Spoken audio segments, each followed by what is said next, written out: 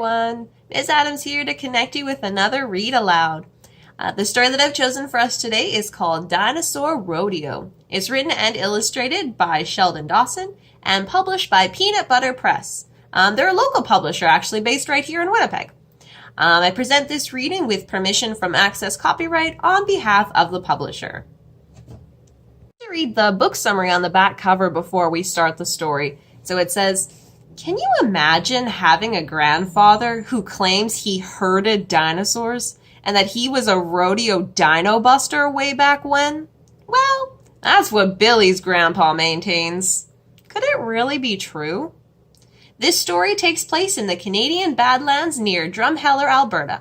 During the Cretaceous period, this region was home to a great variety of dinosaurs and other prehistoric creatures, whose fossils are still being found today.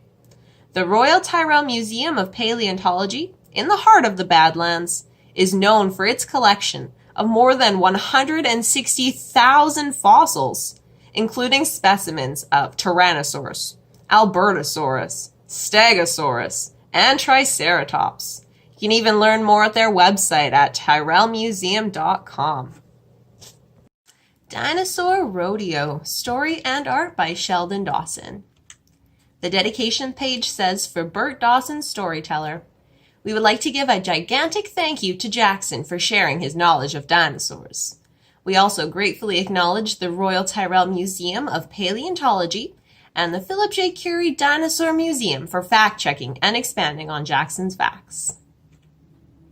As we were leaving the Dinosaur Museum, Billy asked, "Were you around in the dinosaur days, Grandpa?"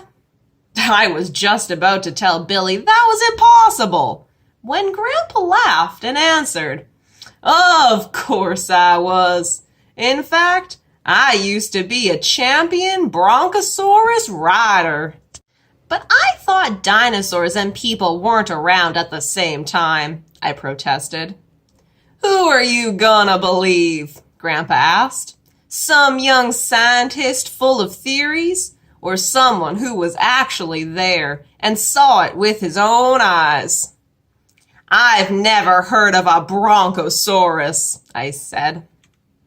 "Well, paleontologists have a fancy new name for them nowadays. Their scientific name is Albertosaurus, but back in the Cretaceous period, we just called them Broncos," said Grandpa. "And we rounded up all sorts of dinosaurs every spring for a big rodeo." "But dinosaurs were so big, Grandpa. How did you ever catch them?" asked Billy. "It was easy," Grandpa answered. "We lassoed them from the top of hoodoos. And then we took turns riding them." "That sounds like fun. But wasn't it dangerous to ride dinosaurs?" asked Billy. "Well, rodeo is always risky," said Grandpa. "Let's just say that you needed to pick yourself up pretty quickly if you got bucked off. And it helped to have a rodeo clown standing by to distract the bronco at the right moment." Billy's eyes got wider and wider as Grandpa boasted about bulldogging a Triceratops in the Dinosaur Rodeo. So I asked, "Did you ever drive in a chuck wagon race?" "You bet I did," Grandpa said.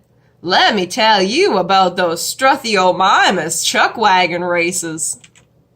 After that, Grandpa told us a story about using really fast horses to chase and calf rope velociraptors. This didn't sound at all like what I had learned about dinosaurs. "We learned in school about the different theories that might explain why dinosaurs became extinct," I said. "If you were there, you should know what really happened." "Well, that asteroid that crashed into Earth back then caused some hard times for all of us," he replied. "It was especially rough for dinosaurs. We had some nasty winters at that time. The climate changed so much that food was hard to find. continued Grandpa. But I don't believe the dinosaurs really are extinct, said Grandpa. Sure, the herds got thinned out quite a bit, but I think the ones that survived just got really good at hiding from us. They say that once in a while, someone still spots a dinosaur out in the hoodoos. Mum says that Grandpa likes to exaggerate, so I was pretty sure he was just making this all up for Billy. But as we were driving home through the Badlands, I still found myself staring out the window, hoping. And that's the end of Dinosaur Rodeo. Grandpa certainly has a wild imagination, eh? Well, I want to look one more time at the back cover of the book here. Well, I guess it's the front and the back. But if you look at the back part, it has a little author blurb at the bottom for Sheldon Dawson. It says he's illustrated over 40 children's books, but this is the first one that he authored and illustrated, so I thought that's pretty neat. And underneath is 7-year-old Jackson Wright. He provided dinosaur facts for this story, so I thought that's pretty neat because he as well is based here in Winnipeg. I hope you enjoyed our story, Dinosaur Rodeo. I loved reading it to you guys. Stay well, stay in touch, and take care. Bye-bye.